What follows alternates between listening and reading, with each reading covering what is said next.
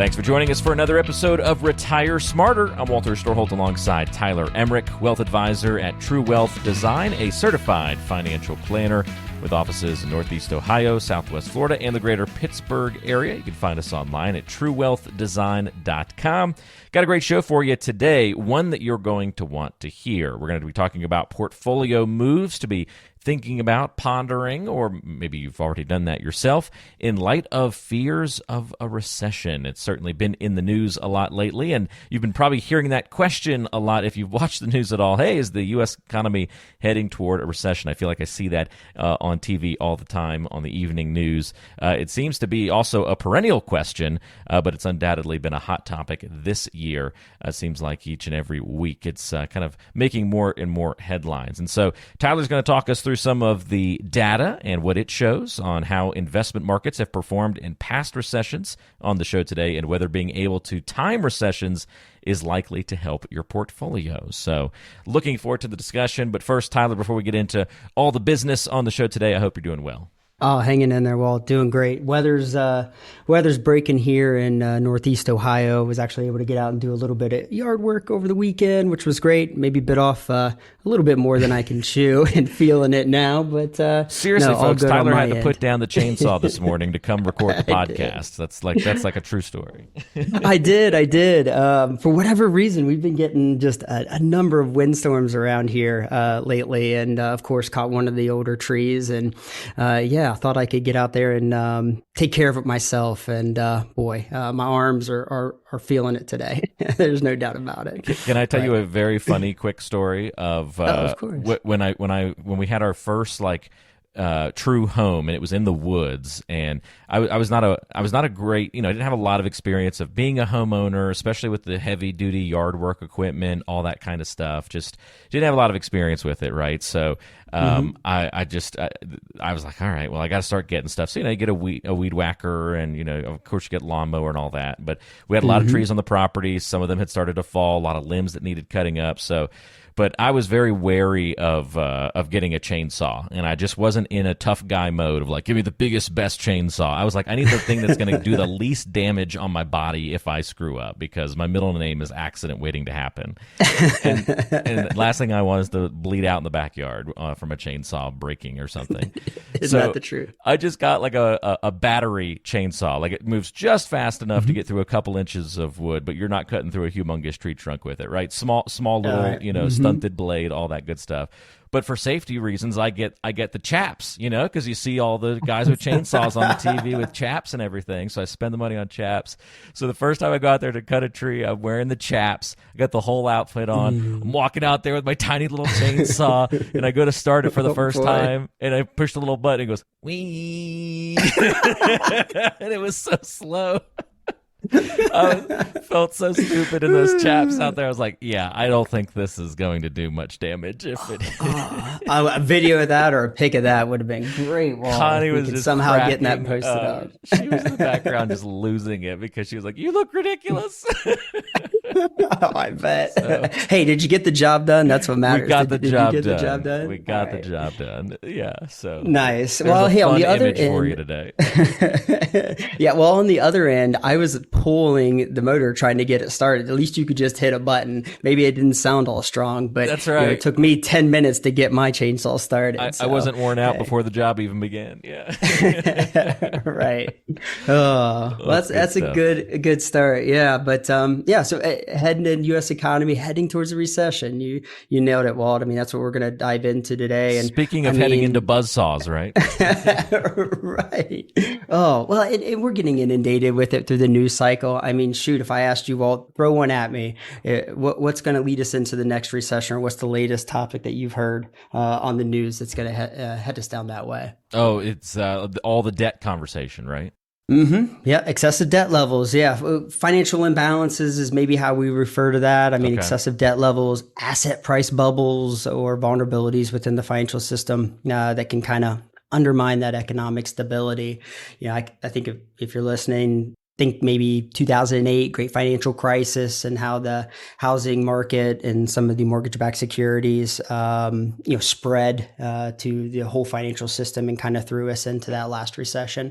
Absolutely. I think another one would be tightening monetary policy, which we've all felt this. This is where the Fed has aggressively raised interest rates and reduced its asset holdings to combat or try to combat inflationary pressures. And they could continue to do that. When I was talking to Kevin about this, he threw it out. It's like, yeah, it's like tightening. It means taking away the punch bowl from the party. I thought that was a great way to explain it, right?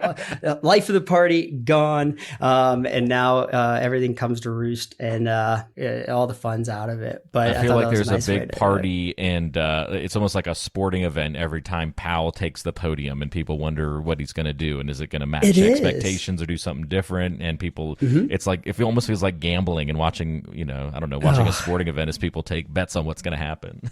Yep. And and even still, I mean, built on like geopolitical tensions. I mean, we've got Russia invading Ukraine, heightened tensions between the U.S. and China. And all these things through the news cycle can really be spun negatively.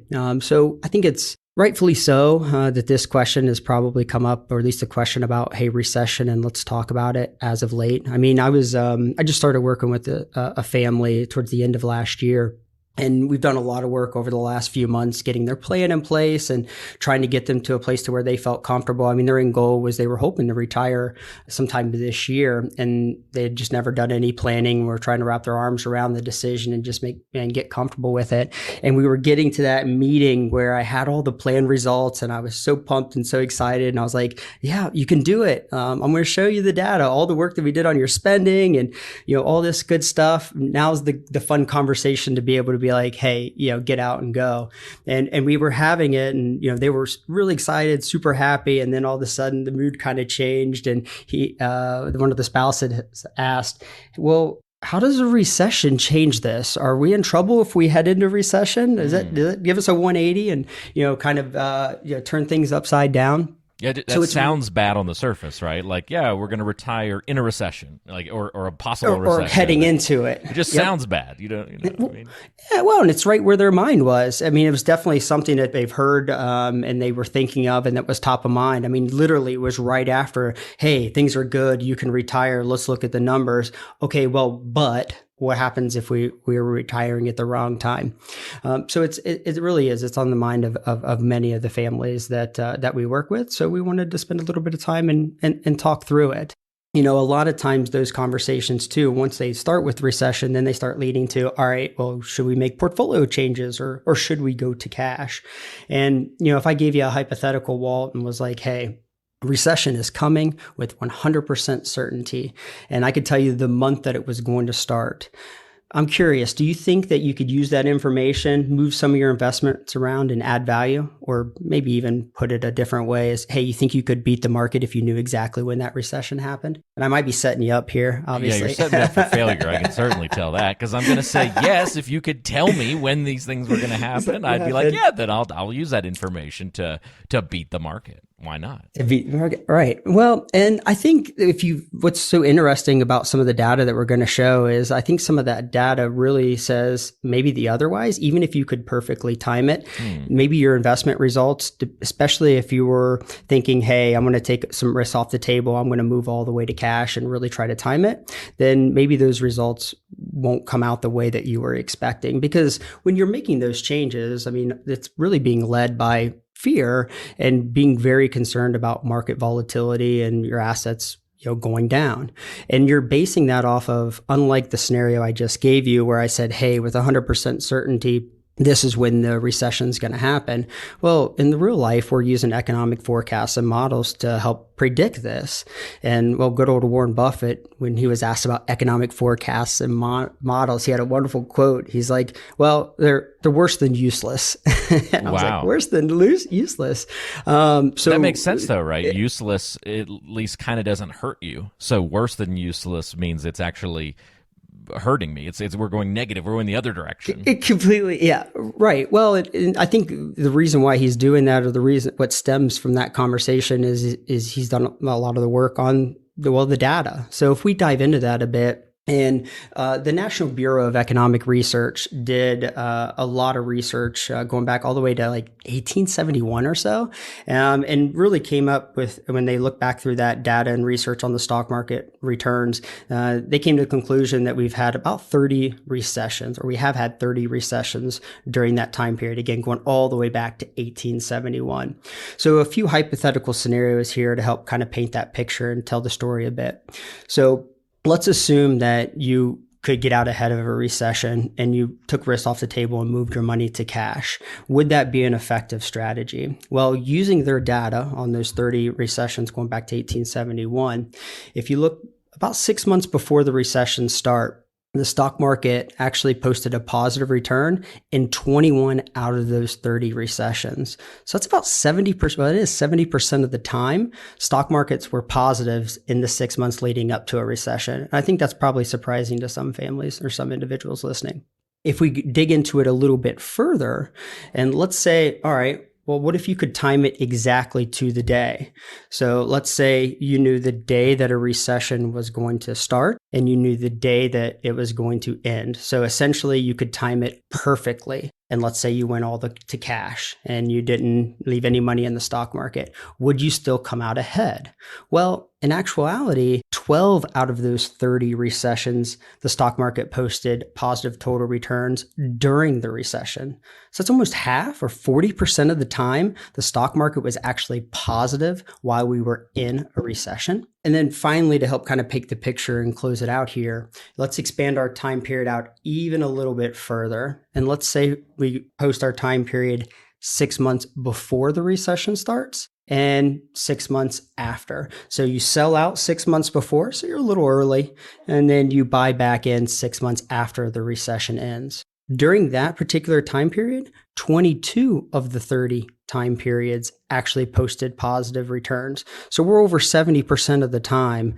If you were to sell out 6 months before a recession happens and then buy back in 6 months after, you would be in worse off shape because there were positive stock market returns. And if you dig into the numbers a little bit more, the median total return over those periods was 16%. I mean, I know cash is paying pretty good right now, Walt, but I don't think it's anywhere near 16%, right? So that going back to good old Warren Buffett and that simple yet eloquent quote of economic forecasts are worse than useless.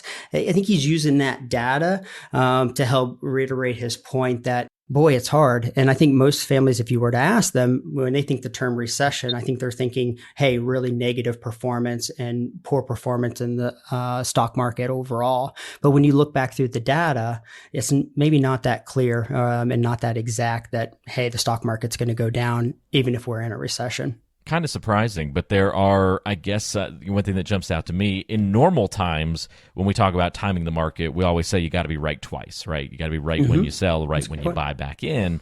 And now you're actually having to be right about four things, not only getting in and out of the market itself, but also predicting the beginning and the end of the recession, which is different from just the movement of the stock market, not completely correlated, as this really proves. And then even the timing of like how far in advance of the recession and behind the recession or before the recession's done. You can't possibly time all of those things just perfectly, especially when you have people saying on the news, you go back to kind of just what people are hearing. I feel like I've heard the statement many times before, not only are we in a recession, but a lot of pundits are throwing out there, well, we've probably been in a recession for X amount of months already. And, you know, or we're probably already in the recession starting now, or, you know, they're already taking stabs and guesses at, you know, where we might be along that time period. And yeah, how can you possibly be right on all those things? Yeah, timing is important, but even bringing it back still and go one step further on your comments, Walt, it's like, even if you time it right, there's no guarantee that having your money out of the stock market is going to produce better outcomes than just staying invested and riding the course.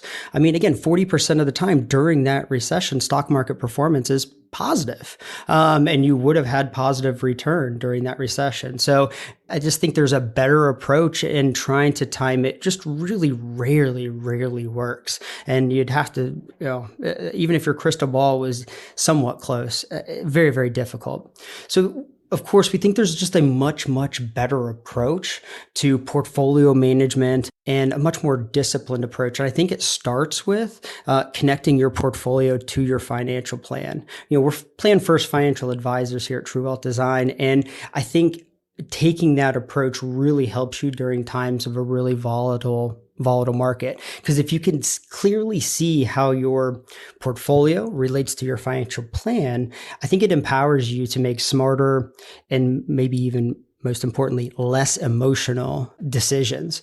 So when you ask yourself, or you're starting to think about your portfolio, and you're starting to build it, and you're doing some retirement plan or whatever the case may be, and you start to ask yourself, well, hey, do you understand how you're currently invested? Do you understand how much risk you're taking on? Right? Or maybe even something along the lines of, how are your investments aligned to support your financial plan? These are all, great questions. But if your main question or your crux of your portfolio construction was, well, I filled out a questionnaire and it told me that I'm moderate, or it told me that I'm conservative, I don't feel like that's taking it far enough. And I think it's setting yourself up to get caught up in some of the emotional aspects of investing and volatility, and maybe even putting yourself in a situation where you might have some bad outcomes. I sit down with families all the time where we start having a conversation around risk, and I get the old adage of, hey, I'm a conservative investor. We want to take a safer approach. But really, what is that comment telling me, or what does it tell you when you say that? And when we dive down and kind of peel back the onion a bit, a lot of times I think what we'll find is that means very different things to whoever you're talking to, right. And putting a dollar amount moderate to that. or conservative is somebody else's super aggressive approach, right? Exactly. Well, and putting a dollar amount to it, right? Well, okay, never comfortable with losses, but most importantly, when will you start feeling uncomfortable? Is that if your portfolio is down 50 grand? 250 grand, 400 grand, what is that volatility, and what do those losses mean from an emotional standpoint in the way that you approach your financial planning and investment construction? So we feel in our method, we've covered many a times on the podcasts. We call it our Retire Smarter solution. I think we dove into it. What was it, like episode 45 or so? We can post it in if I'm wrong on that. Yeah, back in 45. We can link to it in the show notes so people can find it easily. Absolutely. But when we get down and we start that approach, one of the first things that we start with, we call it the lifestyle analyzer. And it's really taking a look of, well, what's your spending look like? What are your goals? How do you plan to use your assets? Because that's where it's going to start, because then we can use that data to start going in and do that next step, which we call the risk mitigator, which is really going in and stress testing your plan results against lifestyle risk. Hey, what if your account was down X dollar amount? Would you have to change your spending? Would you not? The perfect example is when the couple that I was talking about earlier that I started working with towards the end of last year. And when we got and they asked about, well, what about the recession? And how does that impact me? Well, from a planning standpoint, it was a nice, easy transition for me to say, well, let's test that. Let's take your portfolio as constructed and let's back test it and look at, well, how would it have reacted during the great financial crisis of 2008? How much would your assets have actually dipped? In their scenario, they probably would have taken over a $500,000 loss with the amount of risk that they were taking on. But that number is important to wrap their arms around, but maybe more importantly, I was able to show them and say, well, okay, let's assume you did have over a $500,000 loss in your assets. How does that impact what you're trying to accomplish from a retirement standpoint, from a goal standpoint? And in their case, it was very clear that was going to have no impact on what they were trying to accomplish in retirement. Yes, it wouldn't feel good that they were down that much, but they would not have to change their spending, and they would not have to change any of the goals that they had set for themselves. So when you approach it from that standpoint, and I think you can go into there with that comfortability, at least you can go into it with data and eyes wide open to say, hey, yeah, as our portfolio as constructed, back tested against a bad market, this is the volatility we could expect. And yes, this isn't going to hurt our portfolio. So we're more likely to ride out those dips and get into a situation where we're trying to time it. As we kind of looked back through the data we just went through, but that's just not a good strategy. So it kind of keeps you from going down that dark path. But the way we kind of think about that risk, we think of it in like 3 R's to measure risk. So you got portfolio risk, which is that risk or the volatility that your portfolio would go through under certain market conditions. You got your risk capacity, meaning that, hey, if you were to lose this much, how does that impact your spending and what you're trying to accomplish in retirement? And then the third one would be required return, meaning that, all right, hey, on the assumptions that we were going through and making, what rate of return do you need to get on your money to kind of make the plan work? And we can use those in aggregate to get a much, much better picture and I think make much better decisions on our portfolio. You'll notice there is no R for recession. It doesn't really enter the equation, Walt, really at all. Okay, very good. Yeah, I think that makes a lot of sense. So we don't have to make this the 4 R's, which is sounds like that's the good news. So it sounds like we should alleviate our fears a little bit of that beginning question that you had. If we take this approach in this process, we don't have to go into this whole recession thing with this mindset of, oh my God, I'm retiring in a recession. This is a big worry. Mm-hmm. Or if you have those fears, you can know that you would understand, well, what's going to happen with your assets? What's going to happen with your portfolio? Should you go under that? And are you okay with that worst case scenario? And I think that's the key. And because if you're not okay with what would happen in your portfolio under one of those stress tests or worst case scenarios, well, then now's the time to make the change, not while the news cycle is hot and heavy with recession fears or after the market has dropped or whatever the case may be. And I think that's another key part of this process is, we go through and as we're moving through and we've taken a look at your lifestyle, analyzed where we've mitigated some of those risks and look there. Then we can turn our attention to actually the investment evaluator, taking a look at your actual portfolio and saying, hey, is there a better approach to constructing the portfolio itself? And we always go back on having some type of science-based and process-driven approach is key. At the end of the day, our goal is to take the emotion out of investment selection and management and use data and a process to make your buy and sell decisions or what investments should be added to your particular portfolio. And if you don't have a process in place for selling investments or rebalancing the portfolio or using your investment selection, well, then the question becomes is how are you making those decisions? And will emotion creep in? I mean, we're all human. It's going to be impossible to kind of keep it out if we don't, set the guidelines and set the rules up front. So that way we can follow them and, get ourselves to better outcomes in the long run. Very good. Now, and we do a deep dive on that, right? In episodes, I think it was 27 to 30, did a series about that investing process and a little bit deeper dive into all those moving parts. Oh, that's great. Yes. If you can go back and check those out, especially if you're looking for a little bit more information on just our process in general. That's great. Appreciate you adding that in there, Walt. But, at the end of the day, I think it should be apparent that the stock market and the economy doesn't always move together. And the stock market is forward looking, yet predicting and timing a recession in advance hasn't necessarily related to, winning portfolio. So for the vast majority of listeners out there, probably sitting tight is the right decision, but to get there, you got to understand, and we're assuming that you've already have a well-diversified, science-based, process-driven investment strategy. I mean, the investment strategy should also be aligned with your financial goals and cash flow needs. And of course, if you can throw in a tax smart overlay in there, that helps as well. And obviously that's what we do for our clients, when we're customizing their Retire Smarter solution. Okay, very good. So kind of to close all this out, what to do if you find yourself sort of pondering that question of how to approach a recession, how to react if you think we're in one right now, or approaching one on the precipice at least, or maybe even think we're at the tail end of it by the time we actually see the data and think, we're going to try and determine something, and we might look back and say, don't they do that throughout history, Tyler? Look back and say, well, we actually ended up having a small recession or something like that if we actually go back and look at the data once all the numbers are finalized. Maybe it's in slightly more real time these days than it used to be. But if people are thinking in some way, shape, or form that we're going through that and they're wondering how to react, what are your kind of final thoughts on steps to take or ways to kind of process all this?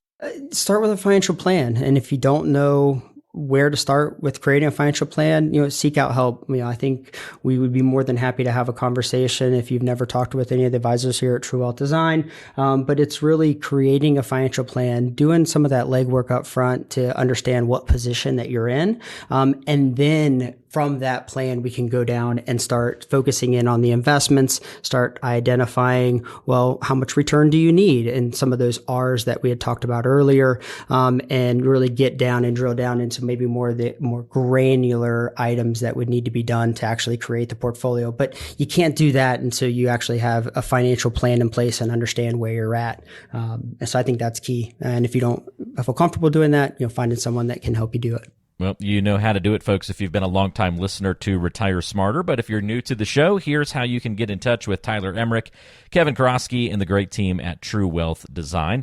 You can actually set up a 15-minute call and find out if you're a great fit to work with the True Wealth team and if they can help you.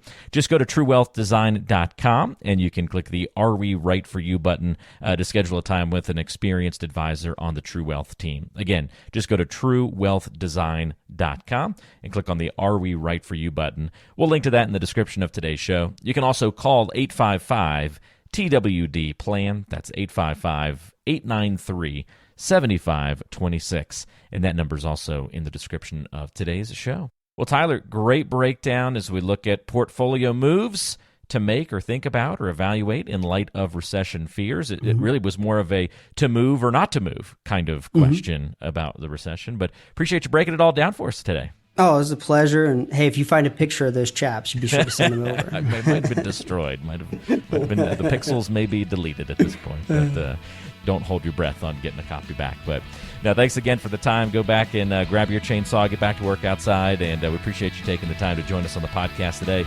Thanks, everybody, for listening, and we'll see you next time right back here on Retire Smarter.